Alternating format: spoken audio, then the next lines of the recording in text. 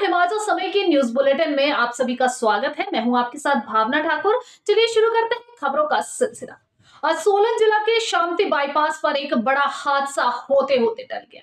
यहाँ एक ट्राला पंचकुला से जौना जी के लिए पोकलेन मशीन लेकर जा रहा था। जैसे ही वह शांति बाईपास पर कैंची मोड़ पर पहुंचा, वो मोड़ पर अनियंत्रित हो गया, मोड़ को नहीं काट सका, जिस वजह से ट्राला जो है पैराफिट से टकरा गया। यहाँ गनीमत यह रही कि ट्राला सड़क से नीचे नहीं गया। पैराफिट कुछ मजबूत होने की वजह से जो है ट्राला सड़क पर ही रुक गया और उस पर जो है पोकलेन मशीन लोड थी, जो कि जौना जी के लिए जा रही थी। आपको बताया कि इसमें कोई हताहत नहीं हुआ है, लेकिन एक बड़ा हादसा यहाँ पर हो सकता था, क्योंकि ट्राले पर जो है पोकलेन मशीन लोड थी और अगर ये पैराफिट वहां ना होता और ट्राला पैराफिट से टकरा कर ना रुकता तो एक बहुत बड़ा हादसा हो सकता था। ट्राला सड़क से नीचे जा सकता था और पोकलेन मशीन भी जो है ट्राले के साथ ही सड़क से नीचे जा सकती थी और इसमें जान माल का भी भारी नुकसान हो सकता था। शांति बाईपास रोड की हालत वैसे भी काफी खस्ता है और इसको लेकर लोक निर्माण विभाग पर कई सवाल खड़े होते हैं। हालांकि सरकार द्वारा आपदा में एक बजट यहाँ पर इस रोड के लिए जारी किया गया था और उम्मीद लगाई जा रही है कि जल्द ही इस रोड की स्थिति सुधर जाएगी। चलिए अगली खबर की ओर बढ़ते हैं। रेणुका जी के मिनी जू में जल्द 2 बंगाल टाइगर नजर आएंगे। ये टाइगर पर्यटकों के लिए आकर्षण का केंद्र बनेंगे और ये टाइगर जो है महाराष्ट्र से लाए जा रहे हैं।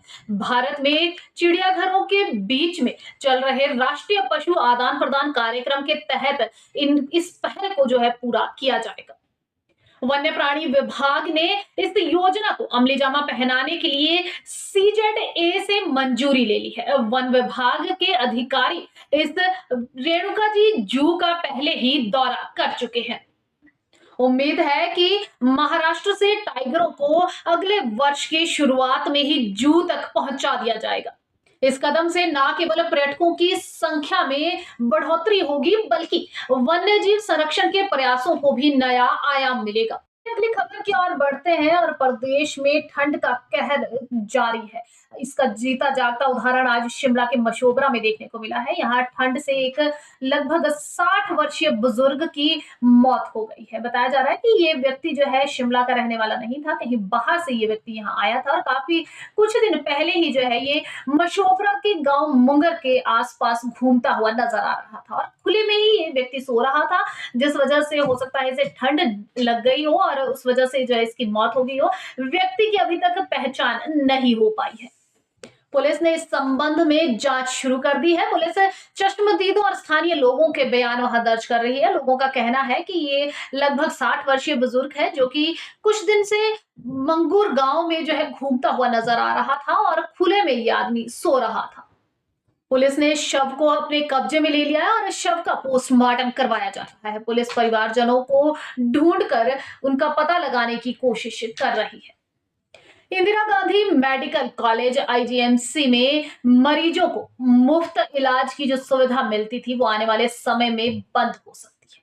इस बारे में बुधवार को रोगी कल्याण समिति व की कार्यकारी समिति की बैठक हुई, जिसमें कि निशुल्क जो मरीजों को टेस्ट की सुविधा यहाँ मिलती है, उसको लेकर चर्चा की गई।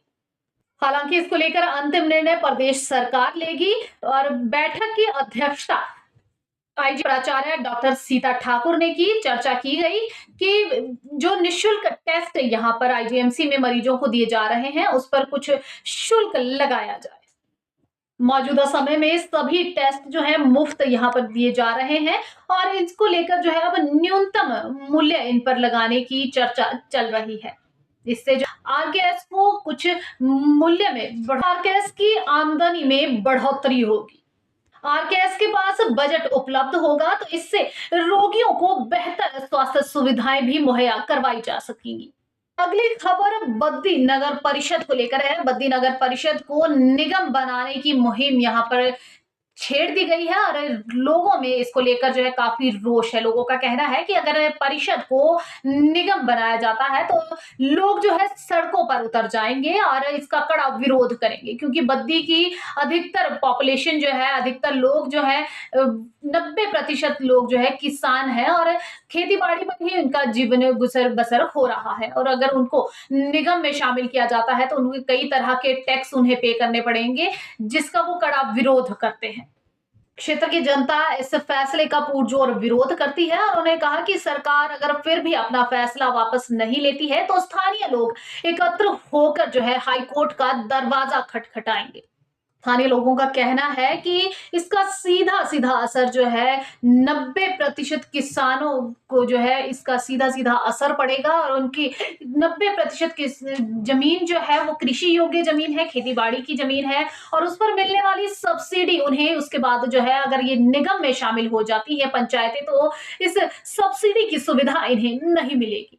वहीं गांव की छोटी-छोटी सड़कों पर अचानक से सैकड़ों की संख्या में वाहन दौड़ने शुरू हो जाएंगे और लोगों का घरों से निकलना जो है मुश्किल हो जाएगा। आखिरी खबर की ओर बढ़ते हैं और आपको मौसम की जानकारी यहाँ पर दे देते हैं कि पश्चिमी विक्षोभ जो है वो लगातार कमजोर पड़ता जा रहा है, जिस वजह से जो है यहाँ शुष्क ठंड तो बढ़ रही है, लेकिन बारिश और बर्फबारी के अगले कुछ दिनों तक कोई आसार यहाँ पर नजर नहीं आ रहे हैं। हालांकि ऊंचाई वाले क्षेत्रों में जो है शुष्कता से जो है ठंड की में बढ़ोतरी हुई है। मैदानी क्षेत्रों में कोहरे का लगातार कहर जारी है। कोहरे की वजह से जो वाहन चालकों को वाहन चलाने में काफी दिक्कतों का सामना यहाँ पर करना पड़ रहा है और काफी दुर्घटनाओं को भी यहाँ पर देखने को दुर्घटनाएं मिल रही हैं। आपको बताएं कि सुबह शाम के पारे न्यूनतम पारे में जो है काफी गिरावट हुई है, काफी ज्यादा पारा गिरा है, जिस वजह से जो है सुबह शाम के वक्त काफी ज्यादा ठंड हो गई है।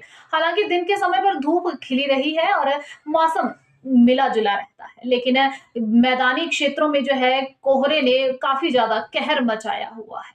और ऊंचाई वाले क्षेत्रों में अगर बात करें तो शीतलहर वहां पर चल रही है, जिस वजह से जो है न्यूनतम पारा लगातार गिरता जा रहा है। पश्चिमी विक्षोभ क्योंकि कमजोर पड़ रहा है तो इस वजह से जो है अगले कुछ दिनों तक अभी तक बारिश के कोई आसार नजर नहीं आ रहे। इसी के साथ आज के न्यूज बुलेटिन में आपसे हम विदा लेते हैं। कल आपसे फिर मुलाकात होगी, तब तक के लिए हमें दीजिए इजाजत। नमस्कार, जय हिंद।